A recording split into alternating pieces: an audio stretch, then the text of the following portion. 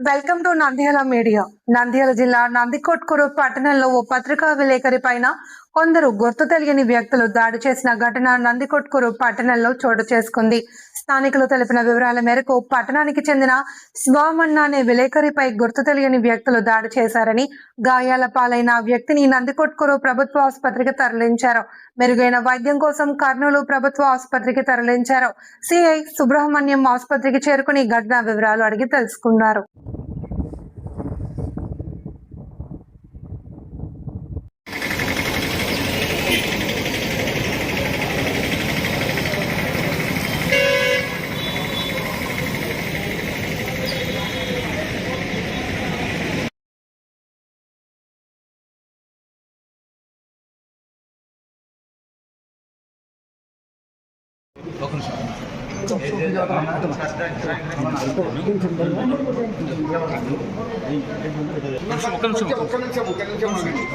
ఫోటోలు తీసుకెళ్ళి